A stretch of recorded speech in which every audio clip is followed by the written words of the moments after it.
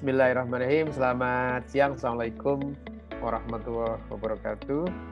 Waalaikumsalam warahmatullahi Ya, wabarakatuh. terima kasih atas kehadiran teman-teman untuk perkuliahan seri pengolahan basis data ya. Seperti kita ketahui bahwa untuk hari ini kita akan berbicara tentang tema teknik normalisasi. Jadi teman-teman, pada saat sebelumnya Anda sudah memahami bagaimana mendesain ya sebuah database dengan pendekatan model berbasis objek ya. Dan itu yang Anda lakukan dengan menggunakan yang namanya IR diagram. Bagaimana Anda bisa mengidentifikasi entitas-entitas apa saja yang harus dibutuhkan, kemudian bagaimana Anda mendefinisikan entitas dalam bentuk atribut-atribut ya, Anda harus paham tentang atributnya seperti apa, kemudian key segala macam, yang kemudian bagaimana hubungan antar atribut, yang pada akhirnya bagaimana sih hasil IR diagram Anda lakukan mapping dalam bentuk tabel relasional atau database relasional. Nah, hari ini kita akan bahas tentang apa yang dimaksud dengan teknik normalisasi. Di mana teknik normalisasi itu adalah cara bagaimana Anda mendesain sebuah database yang pendekatannya berbeda dengan IR diagram. Kalau di IR diagram pendekatannya adalah saya bilang top down gitu ya, dari sebuah kasus di dunia nyata yang kemudian Anda akan merepresentasikan dalam bentuk database ya.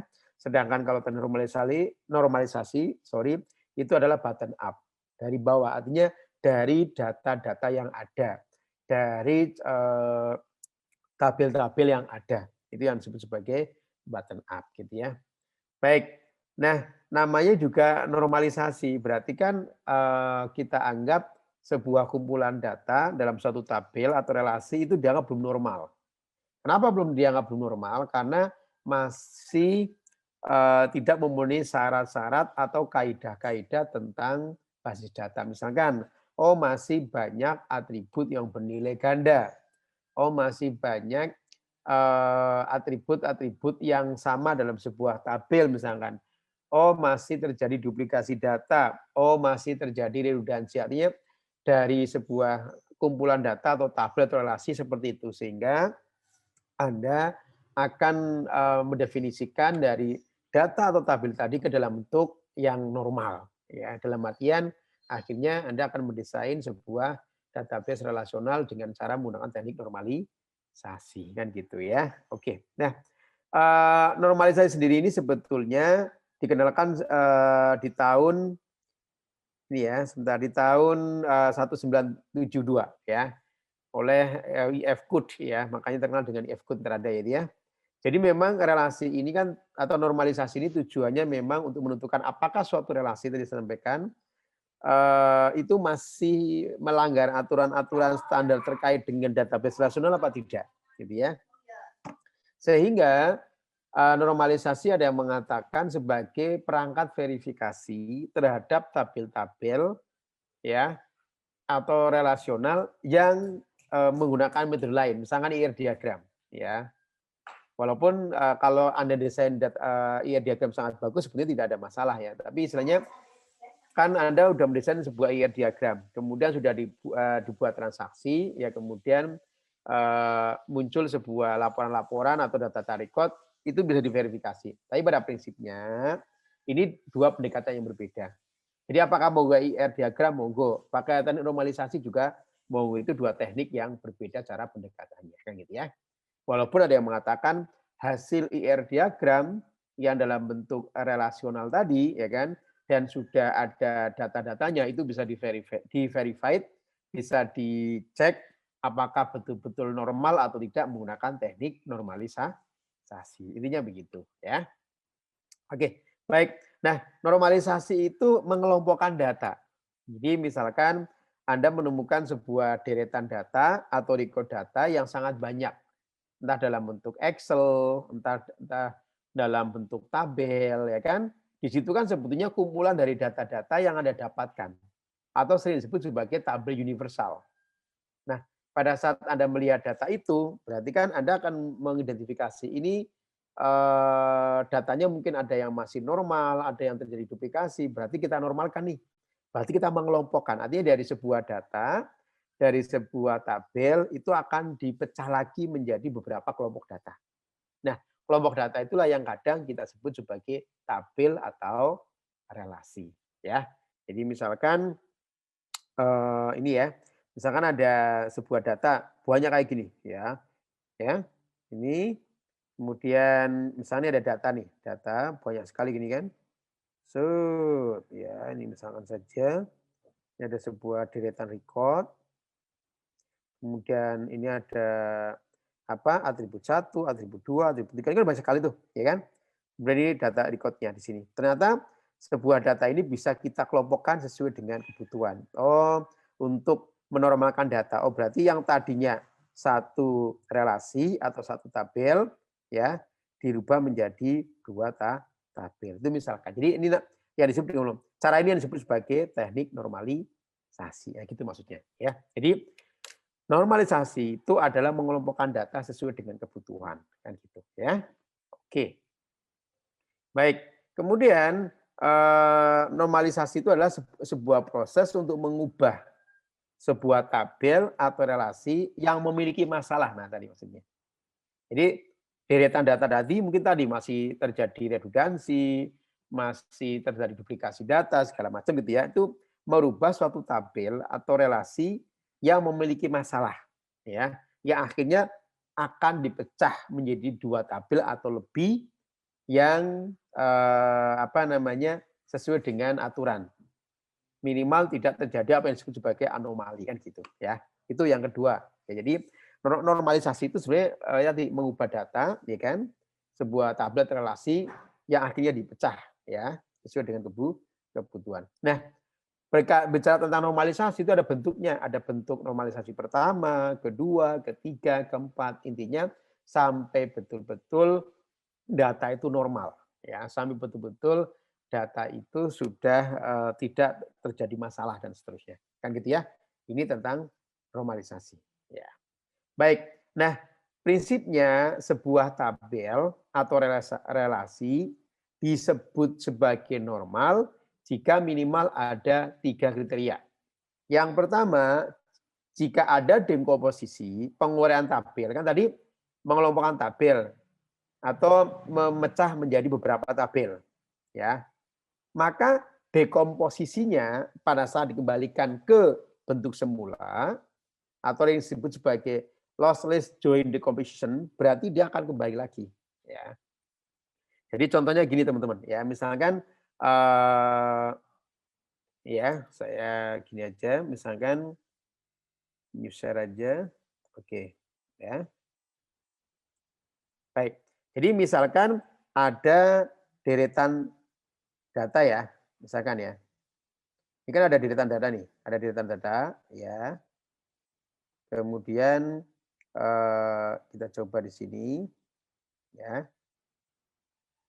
Kemudian misalkan di sini itu ada variabel A, variabel B, ini C, ya kan? Kemudian ini D, misalkan nih ya, ini F, ini nah gini misalkan ya. Kemudian ini ada data record-recordnya, ya kan? Kemudian ini belum normal saya anggap. Kemudian kita normalkan yang pada akhirnya dipecah menjadi dua tabel. Tabel 1 di sini adalah tabel 2 misalkan. Kan gitu ya. Nah, di sini menjadi seperti ini misalkan ya. Ya. Kemudian katakanlah seperti ini ya. Ini menjadi A, menjadi B, ini C, ini D misalkan ya. Kemudian di sini ya. Misalkan ini adalah berarti E, berarti F, ini F ya. Ini G, F, E, F, G, kemudian misalkan di sini adalah A ya. Ini kita buang. Jadi ini kan terjadi yang namanya apa namanya ya? Ini. Jadi kita ubah pada saat dekomposisi dari ini ya data yang kita pisah ya, kemudian digabungkan lagi ke sini itu aman. Nah, itu yang disebut sebagai lossless ya. Artinya bahwa data yang Anda lakukan ya, data yang Anda lakukan itu berarti benar-benar tidak ada masalah. Artinya memang sesuai dengan kebutuhan. Ya namanya lossless joint decomposition. Jadi setelah kembalikan lagi itu bagus. Sesuai dengan bentuk apa namanya? Bentuk sebelumnya ya itu. Jadi sebuah relasi, sebuah tabel dikatakan normal jika pada saat terjadi dekomposisi, penguraian tabel menjadi beberapa tabel yang kemudian eh, apa, didekomposisikan lagi gitu kan ke dalam bentuk stabil semula, semua bisa seperti semula. Itu namanya lossless joint decomposition. Artinya aman gitu ya. Yang kedua, sebuah tabel atau sebuah data eh, normal itu terpeliharanya ketergantungan fungsional. Nah, jadi nanti kita akan pelajari. Jadi pada saat ada perubahan data, ya dia akan terpelihara gitu kan. Artinya ketergantungan fungsional itu adalah atribut-atribut yang bukan kunci tergantung sebenarnya pada suatu atribut gitu lah. Jadi misalkan berarti kan perubahan data itu kan sangat tergantung pada key-nya gitu kan. Kemudian yang ketiga tidak melanggar Boyce Code Normal Form. Ya, artinya bahwa sudah tabel ini sudah dalam bentuk normal. Ya, tabel-tabel itu sudah tidak terjadi apa namanya hal-hal yang kita duplikasi data atau yang lain. Jadi seperti itu ya. Oke, baik. Nah, berikutnya sebelum kita bicara tentang tahapan-tahapan bagaimana mendesain teknik normalisasi, yang perlu harus Anda pahami, yang pertama adalah tujuan normalisasi data dulu. Tadi, meminimalkan redundans dan pengulangan data, mempertahankan integritas data, menambah konsistensi dan stabilitas, ya kan? Dan yang keempat adalah menghilangkan potensi anomali ketika mengolah data. Bisa terjadi, ya, tapi setidaknya meminimalisasi dan seterusnya. Ya, baik. Nah, bicara tentang normalisasi, tadi kita akan membahas tentang apa yang disebut sebagai ketergantungan fungsional. Jadi pada saat sebuah teknik normalisasi itu akan mengelompokkan dari sebuah tabel dipisah, diuraikan menjadi beberapa tabel atau kelompokan tabel. Itu yang harus Anda pahami pertama ada istilah yang kita sebut sebagai ketergantungan fungsional. Ya, jadi menggambarkan hubungan antar atribut di dalam suatu relasi. Contoh misal gini. Oh, ada NIM, ada nama, berarti yang ketergantungan tuh NIM tergantung nama atau nama tergantung NIM. Kan gitu kan? Jadi namanya ketergantungan fungsional. Artinya kalau sebuah NIM satu pasti namanya udah jelas ya. Tapi kalau NIM tergantung nama kan tidak mungkin. Karena nama itu bisa ada yang sama, padahal NIM itu unik. Berarti yang tergantung itu adalah nama tergantung pada NIM. Itu yang disebut sebagai ketergantungan fungsional. Jadi ketergantungan yang terjadi antara atribut-atribut dalam suatu entitas atau entity. Ya, di mana ya tadi yang atribut bukan kunci tergantung sepenuhnya terhadap atribut kunci. Itu yang kita sebut sebagai ketergantungan fungsional. Ya, nanti akan kita bahas. Nah, sebagai contoh misalnya teman-teman di sini, ya kita lihat di sini sebagai contoh. Jadi ada sebuah atribut A maka B ya atau tanda seperti menunjukkan bahwa B itu memiliki ketergantungan kepada A ya. Atau secara fungsional A itu menentukan B ya. Contoh tadi saya sampaikan kode mata kuliah dengan nama mata kuliah. Kalau Anda isikan kode mata kuliahnya 001, mata kuliah udah jelas kan? Oh, kalau 001 pasti basis data lanjut, udah selesai gitu. Artinya berarti yang menentukan nama mata kuliah itu tergantung kode mata kuliah. Sehingga nama mata kuliah itu tergantung secara fungsional terhadap kode MK. Ya, keberadaan nama mata kuliah itu yang ditentukan oleh kode mata kuliah kan begitu. Ya, kan udah jelas kan? Oh, kalau yang namanya mata kuliah ya, misalkan ini ya. Jadi misalkan ini ada tabel Ya, ada tabel di sini. Ya kan? Sini ada 2 misalnya di sini. Ini kode mata kuliah. Ini nama mata kuliah. Kan udah jelas. Oh, kalau kodenya 001 berarti matematika, 002 berarti kan ini tergantung sini gitu lah.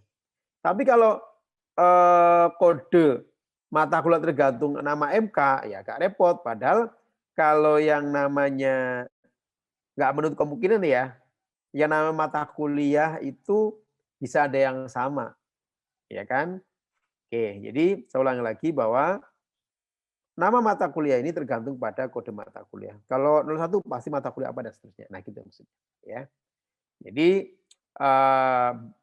nama mata kuliah memiliki ketergantungan kepada kode mata kuliah.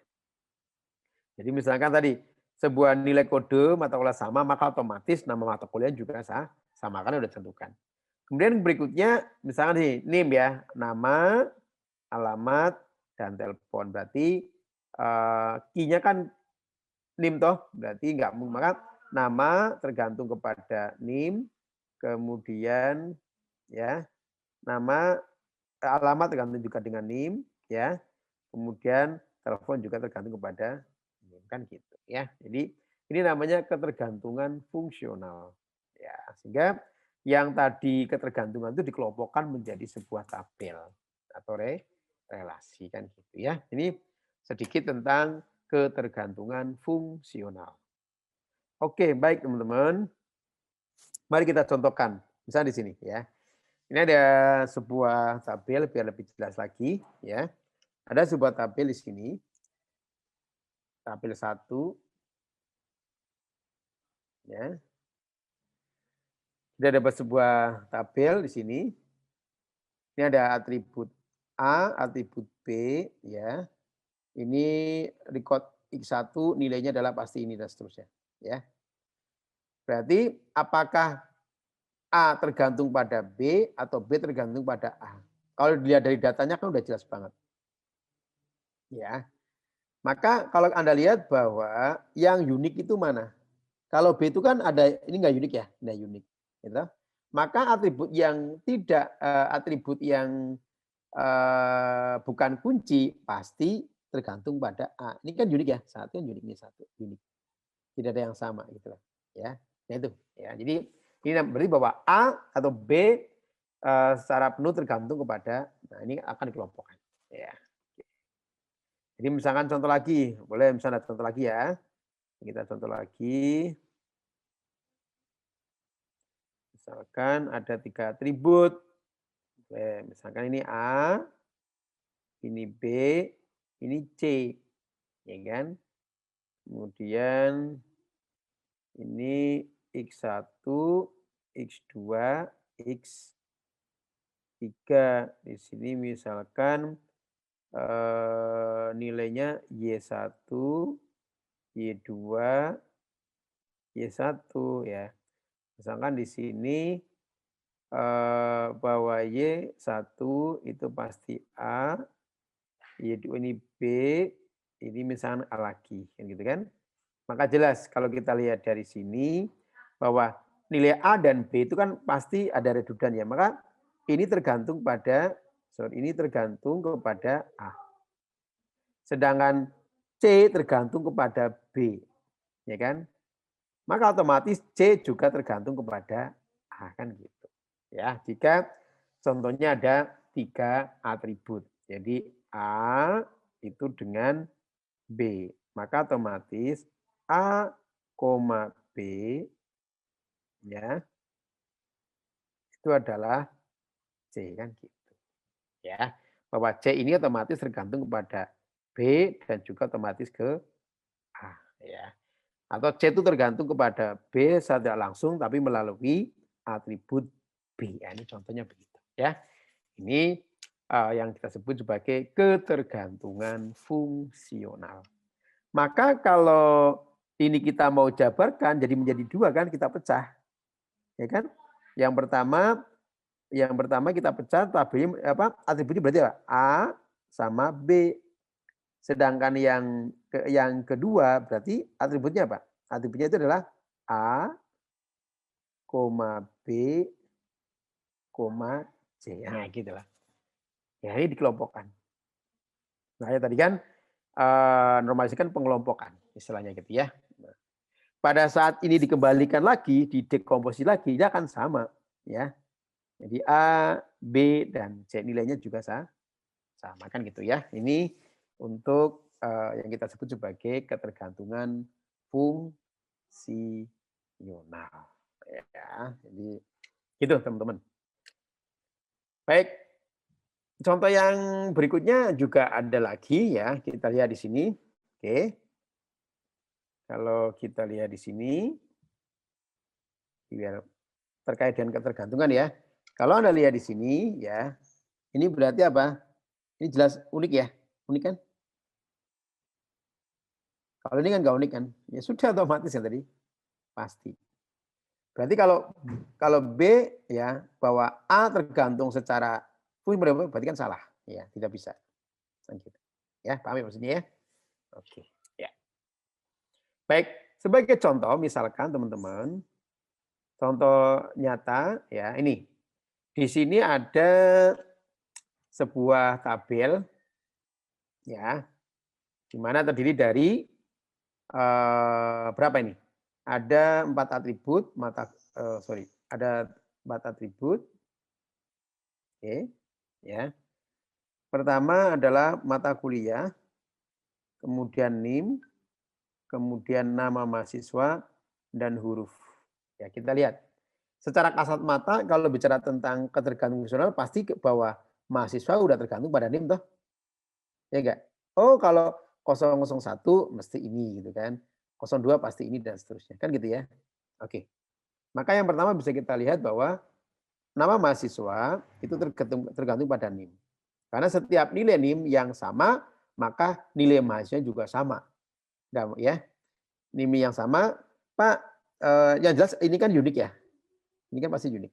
Kan gitu ya. Oke. Kemudian yang kedua, ya kita lihat di sini apalagi yang kira-kira huruf ya. Huruf kan bisa ada B, ada A, double gitu kan. Ini huruf apa? Huruf mata kuliah gitulah. Ya, huruf mata kuliah. Berarti huruf ini sebetulnya tergantung kepada mata kuliah. Mata kuliah ini mata kuliah mahasiswa siapa? Berarti tergantung kepada NIM. Makanya bahwa nilai huruf itu adalah tergantung kepada NIM dan mata kuliah. Sehingga kalau tadi kita kelompokkan menjadi dua tabel.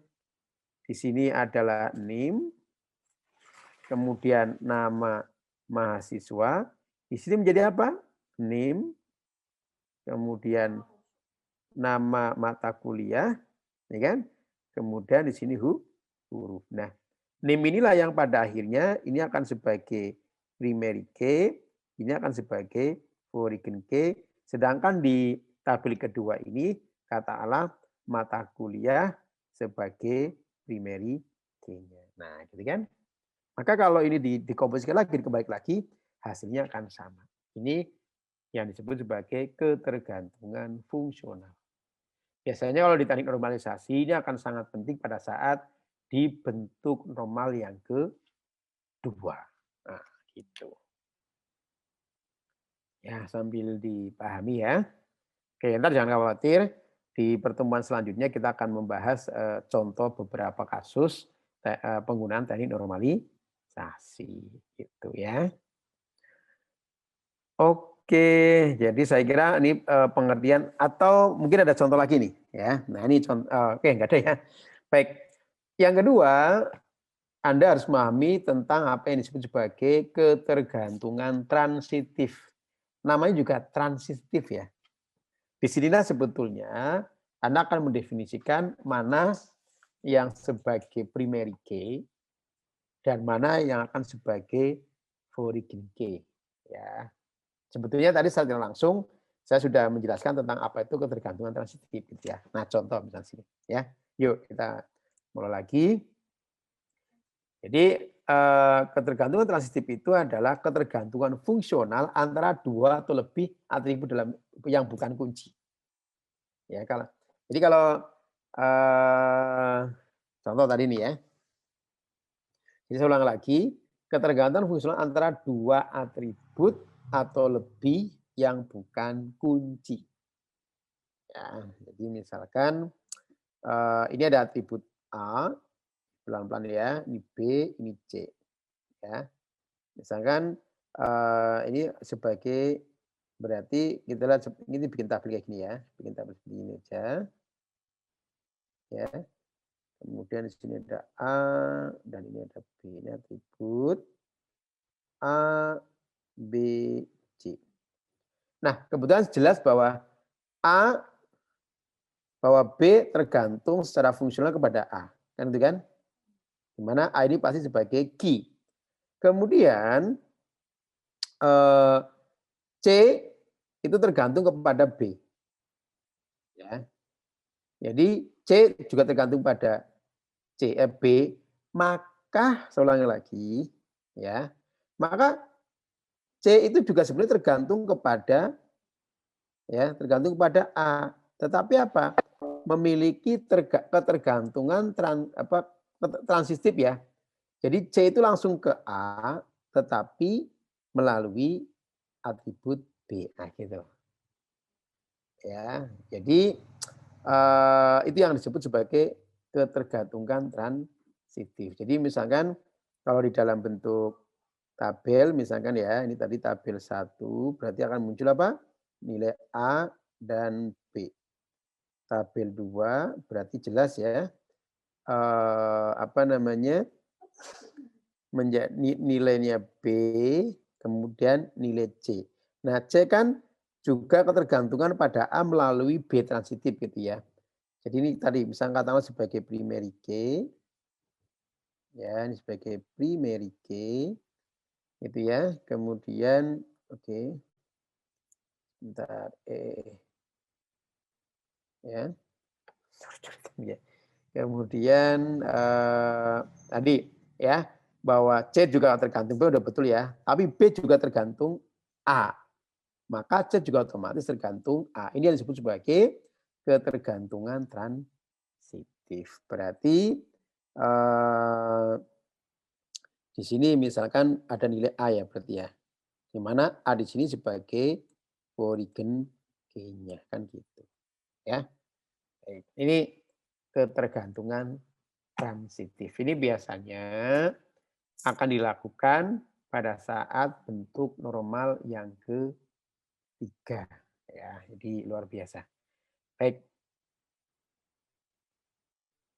Nah, ini sebagai contoh ya, ini sebagai contoh. Yuk.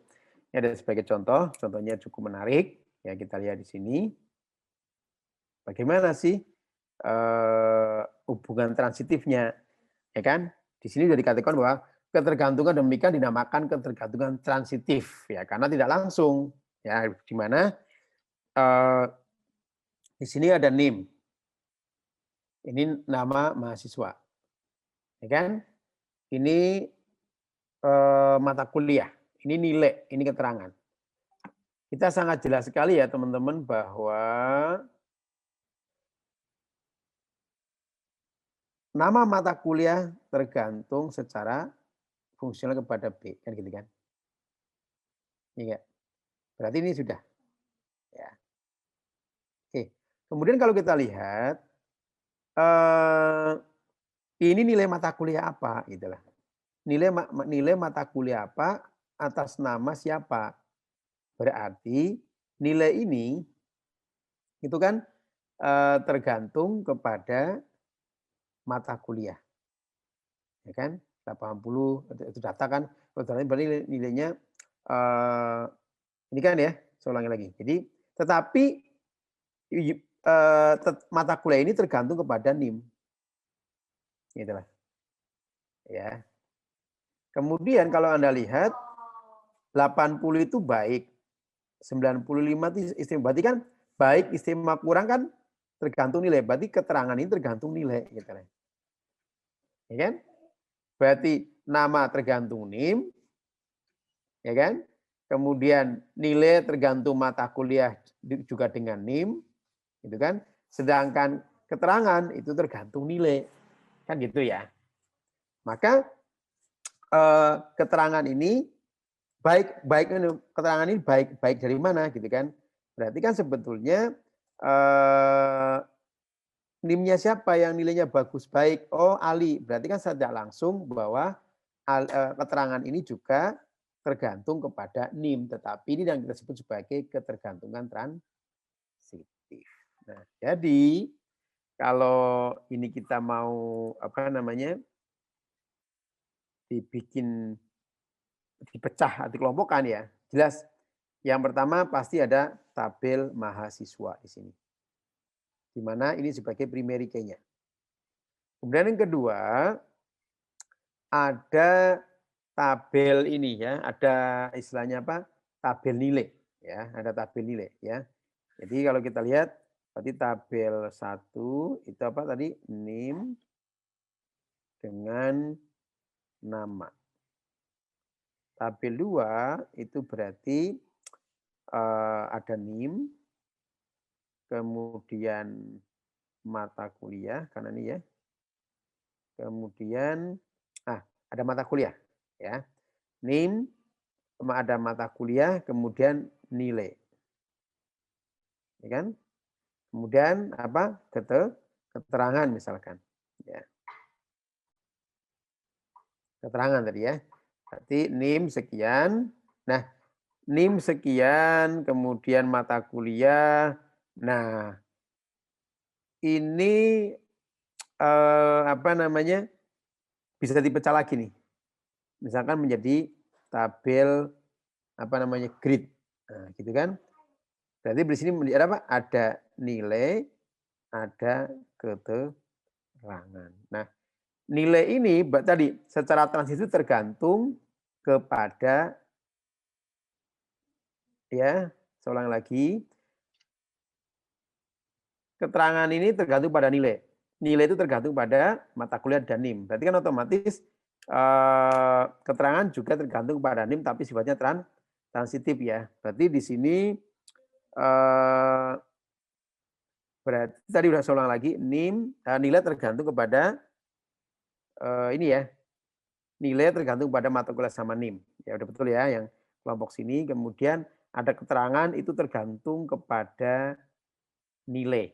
Ya, sini kan tergantung kepada nilai. Berarti keterangan ini juga secara transitif tergantung kepada NIM. Maka di sini ada 3 tabel. Tabel mahasiswa, tabel mata kuliah, dan tabel nilai. Nah, di sini nanti akan muncul.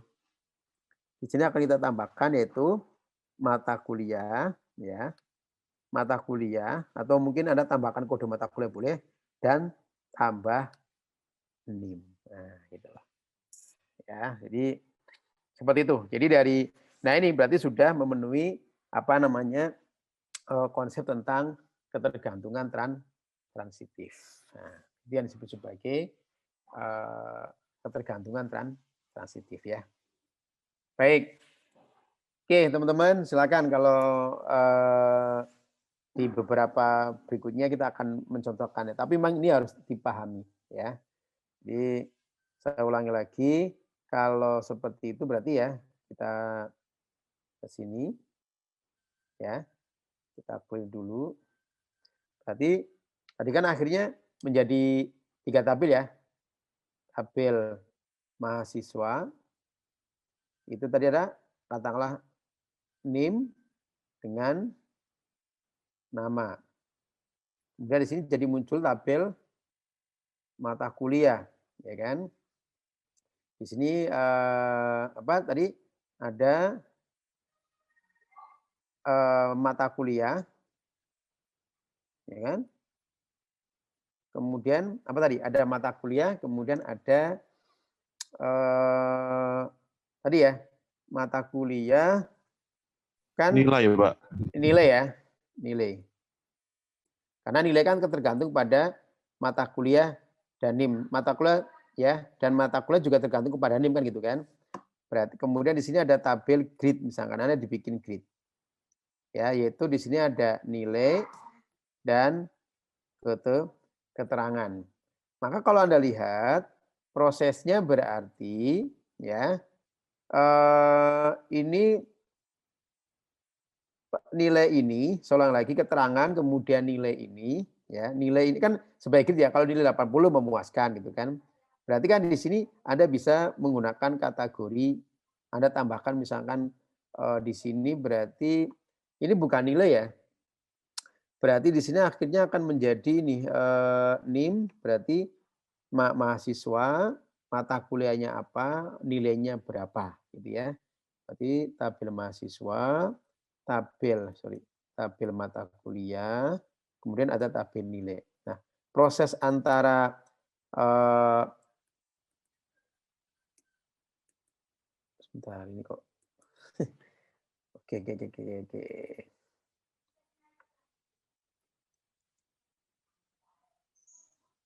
Oke, kita ganti. Nah, ini ya, jadi ada tabel mahasiswa, tabel kita anggap sebagai tabel mata kuliah, kemudian tabel grade ya.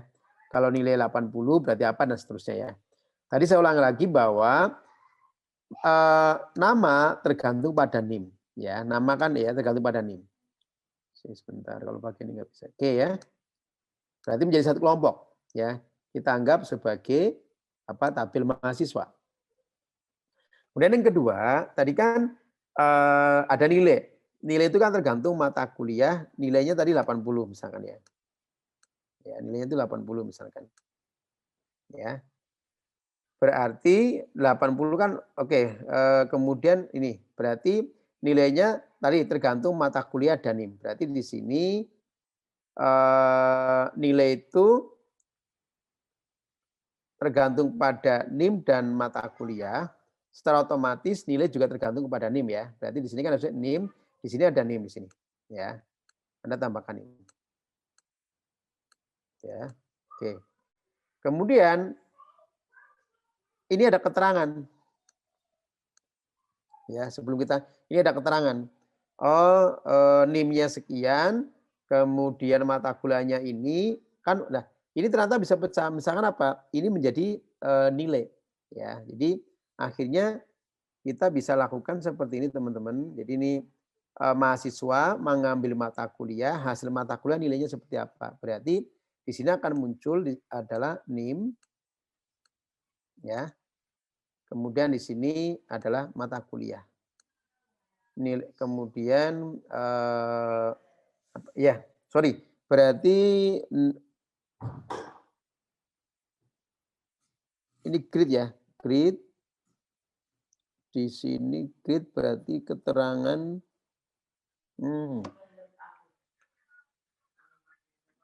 sebentar, ini biar mahasiswa, mata kuliah, betul. Tadi nilai tergantung pada mata kuliah dan NIM, ya. Itu sudah menjadi kemudian keterangan tergantung pada nilai. Nah, betul ya. Ini keterangan pada nilai. Maka relasinya ya, ini punya siapa? NIM berarti di sini bukan NIM ya, tapi mata kuliah.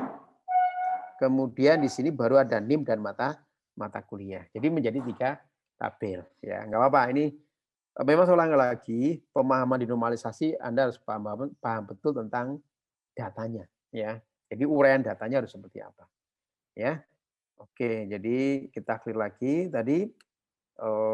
Sebentar pakai ini aja. Oke, tabel MHS. Tadi berita apa? NPM ya, NPM. Maka bisa terus. Kemudian nama. Kemudian di sini berarti tabel mata kuliah. Oke. Tadi berarti di sini ada nilai gitu ya. Kemudian di sini ada tabel grid. Ya, bahwa ada keterangan ini tergantung dengan nilai kan gitu kan. Nah, kemudian di sini berarti oh ya, di sini ada di sini ada mata kuliah ya, ada mata kuliah. Kemudian di sini karena nilai tergantung NIM, berarti di sini ada NPM. Nah, itu maksudnya ya. Berarti ini akan berelasi ke sini, sedangkan nilai ini akan berelasi ke sini. Nah, gitulah ya. Jadi ini otomatis jadi dari keterangan itu kan sebetulnya dia juga berrelasi dengan NPM gitu loh. Nah, karena kita tahu, maka dia disebut sebagai ketergantungan transitif gitu ya. Baik. Ya. Memang antara harus dicontohkan dengan contoh yang real ya. Ini kan baru pemahaman dasar aja. Oke, teman-teman. Baik ya. Oke, kemudian nah sebelumnya tadi saya sampaikan bahwa kita akan menemukan sebuah data yang namanya anormalisasi atau data-data yang tidak sesuai dengan kaidah-kaidah aturan-aturan database yang normal atau sering disebut sebagai tabel universal. Karena ada ini kan. Nah, ini kan ada nomor faktur, kode supplier, nama supplier, kode barang, nama barang, tanggal dan seterusnya kan. Nah, ini kan Anda mendapatkan data ini. Kemudian Anda coba untuk melakukan desain mode menjadi sebuah data normal dengan menggunakan teknik normalisasi. Kenapa? Sudah berbasis record ya. Oke, jadi ada istilah normalisasi atau yang disebut sebagai tabel universal. Nah, tahapannya apa? Ya, dari tadi ini maka kita akan uraikan, akan kita kelompokkan, akan kita bagi sesuai dengan tahapan-tahapan atau langkah-langkah normalisasi. Oh, mungkin yang Anda temukan di tabel universal itu ada atribut yang bernilai ganda. Oke, berarti untuk bisa menjadi bentuk normal pertama itu harus dirubah ke dalam yang tabel nilai bernilai ganda itu dihapuskan. Maka akan menjadi namanya flat table. Ya, tabel-tabel yang sudah dalam bentuk normal pertama. Oh, dalam bentuk normal pertama ternyata data-datanya masih masih redundans ya. Masih terjadi kemubasiran data. Sehingga bentuk normal pertama harus kita kelompokkan lagi tadi. Menjadi bentuk normal kedua dengan menggunakan yang disebut sebagai dependensi ketergantungan fungsional ya. Oke, kemudian mungkin masih terjadi masalah sehingga harus dirubah lagi ke dalam bentuk normalisasi di mana di situ akhirnya kita akan bisa menentukan mana yang sebagai kunci tamu, mana yang sebagai primary key-nya tadi gitu ya di contoh sebelumnya. Nah, kemudian atau ke bentuk-bentuk yang lain sampai dengan data atau relasi atau tabel dalam bentuk normal kan begitu ya. Oke. Baik, oke ini kita akan contohkan ya. Ya, ini contohnya seperti ini teman-teman. Anda menemukan sebuah data seperti ini ya. Kalau kita lihat di sini apa masalahnya? Oh, ada suatu nilai atribut yang bernilai ganda. Tidak boleh. Syarat utama bentuk normal pertama adalah tidak ada relasi yang mengandung atribut bernilai ganda atau flat table. Maka agar data ini dirubah dalam bentuk tabel nomor pertama, maka dibuat flat table. Artinya setiap record itu atau di dalam sebuah atribut tidak boleh ada nilai bernilai ganda. Maka data ini kalau kita rubah dalam bentuk normalisasi akan seperti ini. Nah, ya. Buang atribut bernilai ganda, atur setiap kolom berisi satu nilai.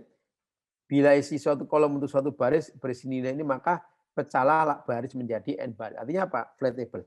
Ini kan sesuai. Jadi tabel ini itu kan sebetulnya sama dengan di sini.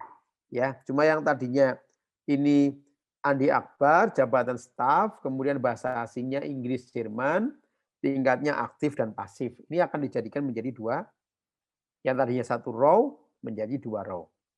Yang 188 tetap satu row, sedangkan yang 189 menjadi dua row. Maka di tabel anormalisasi atau bentuk universal yang tadinya 3 row akan menjadi 5 row ya. Ini. Oke. Berarti ini sudah memenuhi kaidah syarat bentuk normal yang pertama. Kan gitu ya, karena sudah dibuat seperti itu. Contoh yang lain misalkan di sini ya, ada nomor pesan, tanggal pesan, ini item 1, barang pesan, barang 1, barang 2. Ini tidak boleh secara aturan tidak bisa ada atribut yang sama dalam suatu relasi. Maka caranya apa? Atribut tadi jadi satu. Jadi menjadi 06008 tanggal pesan, kemudian di itemnya. Ini item 1, 2 ini jadi satu ya.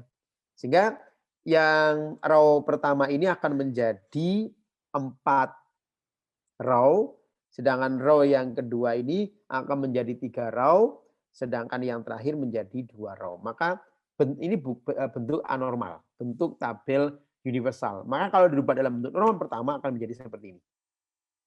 Ya, paham ya? Jadi ini. Ya, oke. Nah, apakah ini cukup? Oh tidak, karena ternyata, di tabel normal bentuk pertama masih terjadi yang namanya apa nih? Dub apa, duple apa, duplikasi data Redundansi ya, Pak? atau redundansi kan begitu. Kan nggak bisa ini ya. Maka apa? Berarti harus masuk ke bentuk normal yang kedua gitu loh. Berarti apa?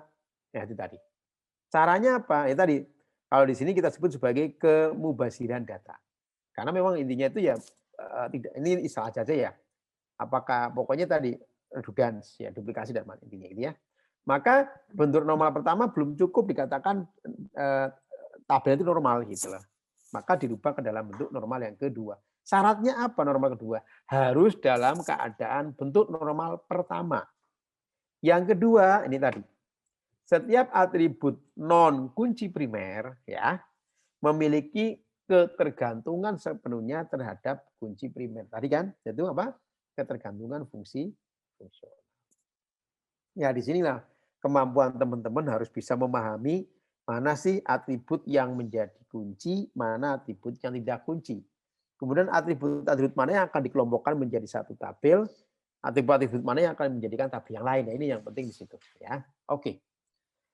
Contoh di sini ya, kalau kita lihat kan udah jelas ya. Oke. Jadi misal ya, di sini nih ya. Ya kita udah yakin ya bahwa nama itu pasti tergantung NIP ya. Oke, kan gitu kan? NIP ya. Kemudian kalau kita lihat juga staff dan segala macam ya. Berarti kalau kita lihat jabatan dan nama itu tergantung pada NIP ya. Jabatan, nama secara fungsional tergantung pada NIP. Berarti ini jelas kelompok pertama. Kan gitu. Ya kan? Kemudian bahasa asing dan tingkat. Dia bahasa Inggris ya. Bahasa Inggrisnya punya sopo sih ya kan? Ya kan? Ini kan ada bahasa Inggris. Ini kan kalau Anda lihat semuanya sama ya. Ini mana yang sebagai K ya? Apakah ini tingkat? Oh ini bahasa Inggrisnya aktif. Ini Jermannya pasif. Tapi kalau Anda lihat seperti ini, berarti kemungkinan besar, saya ulangi lagi, berarti kan lebih ke tingkat ya. Oh ini bahasa Inggris. Ini tingkat aktif itu siapa dia? Jadi lebih ke bahwa tingkat ini tergantung kepada bahasa asing. Ya. Jadi ini tergantung kepada bahasa asing. Tapi sebetulnya ini bahasa asingnya siapa gitu kan? Oh ini ahli bahasa asingnya dari Akbar. Berarti kan ini juga tergantung kepada NIP kan gitu. Ya. Jadi tingkat ini tergantung kepada bahasa asing dan bahasa asing itu tergantung pada nih. Maka jelas berarti di sini pasti ada ini menjadi kelompok yang kedua. Nah, gitu lah. Ya, sehingga di bentuk normal kedua, ini kan bentuk normal pertama tuh, yang ini kan. Maka kalau bentuk normal kedua dikelompokkan atau dipecah menjadi 2 tabel yang terdiri NIP, nama dan jabatan. Yang kedua terdiri dari apa? NIP, bahasa asing dan tingkat. Nah, gitu loh. Ya. Jadi ini contoh penggunaan ketergantungan fungsi fungsional ya.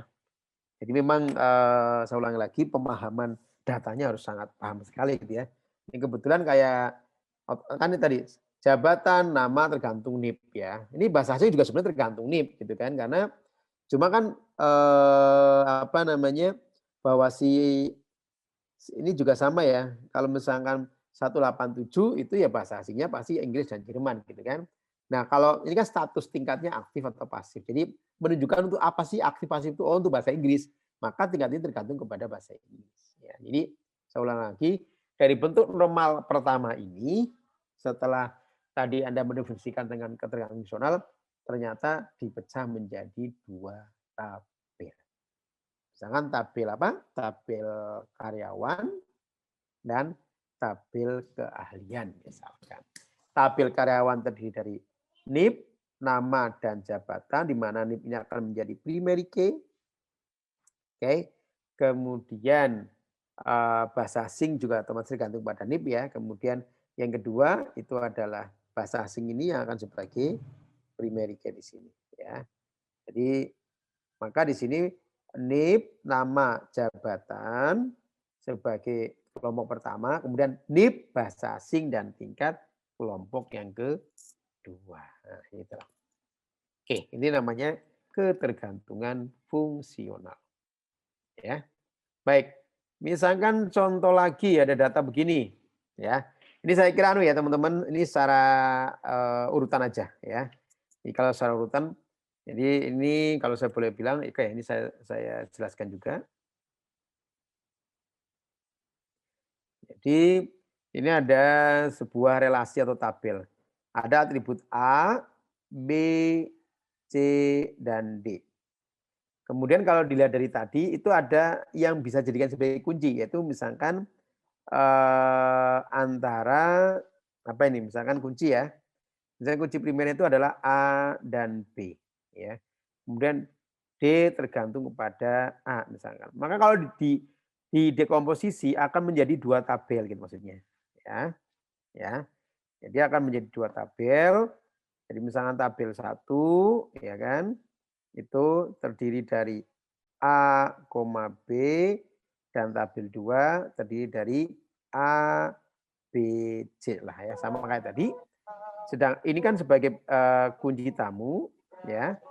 Ini sebagai primary ini sebagai primary key, ini sebagai kunci tamunya. Maka relasinya kan di sini. Sedangkan oke. Oh ini A sama D ya, ini A sama D misalkan ya. Dan ini di sini ya. Jadi ini kalau ini entar di dekomposisi dirubah menjadi ini akan nilainya sama. Oh yaitu A, B, C, dan D. Itu intinya gitu. Ya. Soal lagi intinya begitu. Ya. Oke. Contoh yang lain yuk. Contoh yang lain. Ya. Oh ya ini bentuk ya. Ini hasil bentuk normal yang kedua ya. Ini ada yang salah sih. Tahu nggak salahnya di mana nih? Ya salah. Jadi harusnya ini tidak ada ya. Ini terjadi, ini harusnya nggak ada nih. Ini cukup 1. Ini ya. Oke. Karena kan dia tadi udah NIP segala macam ya. Kemudian ini juga. Ya. Karena tadi kan ada NIP, nama, dan jabatan kan sudah kan. NIP-nya 187, Andi Akbar, jabatan staf. 18 Diana Lubis, staf, ya kan, dan seterusnya ya. Seorang lagi nih keliru teman-teman ya. Jadi dipisah ya. Jadi tadi ada NIP, nama, jabatan. Kemudian tabel yang kedua adalah NIP, bahasa asing, dan tingkat. Ini NIP, bahasa asing, dan tingkat. Maka sebetulnya ini kan kita jadikan sebagai primary key, misalkan sebenarnya ini sebagai key aja deh ya. Maka ini sebagai kunci tamu. Ini katakanlah sebagai key di dalam tabel keahlian. Nah gitulah. Ya, kalau ini masih betul karena dia ada beberapa kan relasinya berdasarkan NIP tadi. Oh, si Andi Akbar tuh keahliannya apa saja? Inggris dan Jerman. Diana itu lupis apa? Inggris tok. Sedangkan Puspa siapa? Inggris dan Jepang. Paham ya? Soalnya lagi ini keliru nih. Ini keliru ya, enggak apa-apa yang penting Anda paham. Ya, ini dapat saja. Oke, gitu ya. Sip. Kemudian contoh yang tadi ya, contoh yang tadi kan ada di sini, saya ulangi lagi ini kan. Ini masih dalam bentuk normal yang pertama. Normal yang keduanya ya Anda harus paham ya, mana kira-kira kalau dilihat dari data ini seperti apa. Yang tergantung, ini kan nomor pesan ya, nomor pesan. Kalau nomor pesannya 008, tanggal pesannya kan pasti sama ya. Iya enggak? Yang berbeda apa? Item. Ya kan? Yang berbeda itu ada item. Ya. Ini kan total tuh, ya. Oke. Berarti yang sangat tergantung mana kira-kira? Kalau ayo kira-kira mana ini? Ya. Item, Mbak. Item gimana? Item tergantung dengan nomor Nomor pesan, Pak. Ya. Oke. Berarti item ya tergantung dengan nomor pesan. Kemudian saya ulangi lagi, item tergantung nomor pesan, ya kan? Jelas itu, ya. Kemudian tanggal pesan itu mendefinisikan apa? Kan ingat saya ulangi lagi, ini kan total ya. Ayo ini kan total, sebetulnya kan total semuanya. Ya dari data ini kan total kan? Enggak. Total itemnya kan 4.000, 45.000 toh. Nah, berarti kan ini sebenarnya semuanya kan gitu kan. Berarti item, nomor pesan, kemudian nomor pesan, tanggal pesan, dan total. Gitu. Nah, coba kita lihat. Ya. Saya ulang lagi, memang ini harus dipahami betul datanya. Ya, paham ya? Sekarang. Oke. Berarti yang tadi normal bentuk pertama bisa menjadi bentuk normal yang kedua dengan menjadi dua tabel. Ya. Oke, jadi pahami data dulu. Kalau datanya nggak paham, repot gitu ya. Nah, ini bentuk normal yang berapa nih? Bentuk normal yang kedua. Ini masih ada yang keliru nggak? Masih nih. Ini nih. Masih ada duplikasi. Ini juga sama nih. Ya kan? Maka langkah berikutnya adalah kalau dianggap memang masih terjadi redundansi atau tidak sesuai dengan aturan, maka dirubah ke dalam bentuk normal yang ketiga. Apa itu? Syarat pertamanya pasti sudah memenuhi bentuk normal yang kedua dan tidak ada dependensi transitif. Ya. Untuk setiap ini ya, untuk setiap apa namanya tabel ya. Oke. Yuk, contoh ini teman-teman. Ya. Ini ya, contoh berarti ini kita harus dimulai dari awal sih. Seperti ini kan dari awal ya. Oke. Yuk. Ini memang nggak mungkin satu kali pertemuan teman-teman ya. Jadi kalau kita lihat ya, nama tergantung pada ID pelanggan kan jelas ya. Oh kalau ID pelanggan ya pasti Andi kan gitu. Artinya udah tahu lah ini ya. Kan gitu ya. Berarti kemudian Andi itu siapa sih? Kan sales ya. Artinya kan kayak saya kan biasanya kalau beli mobil kan salesnya siapa? Oh nama Kusnawi ya kan, alamatnya Komartani, beli mobil Toyota, nama custom apa namanya? Berarti kan jelas kan? Artinya bahwa ini sudah jelas akan menjadi sebuah kelompok sendiri. Ini akan menjadi tabel sendiri. Ini udah pasti. Ya. Ya kan? Nah. Kemudian sales itu kan sesuai dengan areanya. Sesuai dengan areanya. Oh, kalau area Jateng itu pasti si Farhan. Berarti area tergantung kepada sales. Kan gitu. Ya, area tergantung pada sales. Berarti ini kan sebenarnya sudah ada dua kelompok. Yaitu tabel pelanggan dan tabel ya kita sebut sebagai area boleh. Ya. Nah tinggal berarti kan ini kamu tuh ID pelanggan ini tuh salesnya siapa? Berarti sama ya bahwa untuk menentukan area mana si pelanggan itu ya. Berarti untuk menentukan area mana si pelanggan itu kan berarti area ya, karena ini tergantung pada pelanggan. Berarti area otomatis tergantung kepada pelanggan dan juga tergantung kepada ID pelanggan. Maka jelas akan menjadi Ini yang dimaksud dengan jadi ntar menjadi tabel 1 ya. Siapa nih? ID pelanggan sama nama, ya kan? Kemudian di sini ada tabel 2. Di sini jelas salesman dan area misalkan. Nah, yang jadi masalah ini kan ternyata unik juga ya. Kalau untuk Jateng itu Farhan, Jabar Dian, Jateng, nah ini kan unik juga. Berarti kan ini sama-sama key, ya. Berarti kalau kita lihat bisa nggak sih beberapa ID pelanggan itu apa namanya di area yang sama? Berarti di sini dimasukkan salesman. Jadi ini sebagai primary key, ini sebagai primary key misalkan, ini sebagai origin key-nya. Nah, area inilah yang kita sebut sebagai ketergantungan transitif tadi. Ya, artinya bahwa sudah tidak ada ya. Saya ulang lagi, hasil ini yang disebut sebagai bentuk normal yang ketiga. Jadi tabel ID pelanggan, nama sales ya, kemudian yang satunya sales dan area, ya kan?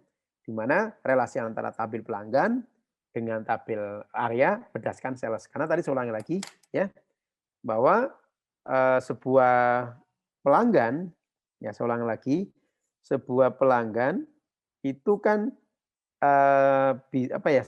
satu sales bisa terdiri dari banyak pelanggan. Ya, jadi masih ingat teori one to many ya. Jadi ini contoh yang kita sebut sebagai ketergantungan transitifnya, yaitu bahwa area ini kan sebenarnya tergantung ID pelanggan tapi melalui sales ya dan seterusnya. Sehingga ini disebut sebagai ketergantungan transitif. Jadi dengan pelanggan tapi tergantung pada sales ya, melalui sales dan seterusnya.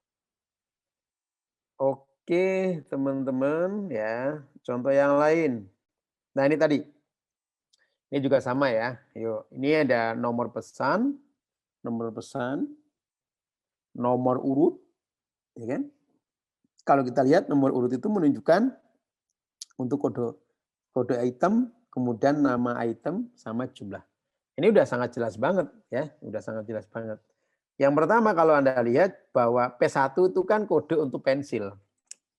Kalau P4 itu kode untuk menghapus, kan udah sangat jelas ya.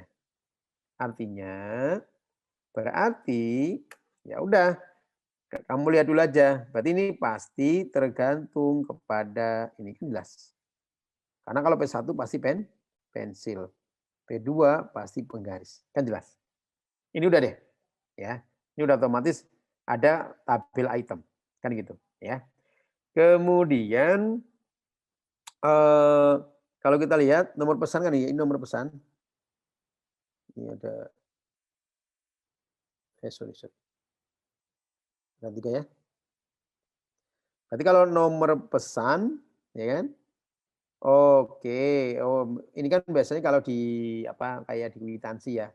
1 berarti pensil, 2 buku tulis ya, 3 penggaris dan seterusnya. Berarti kalau Anda lihat ya bahwa ini ya berarti tergantung kepada nomor pesan. Karena nomor pesan ya. Kemudian ini sorry. Kan gitu ya. Oke. Kemudian kan otomatis jumlahnya berapa ya? Berarti ada 3 ya. Kemudian berarti saya ulang lagi kode pesan ya, jumlah totalnya kan muncul di sini ya. Jumlahnya berapa? Ya. Oke.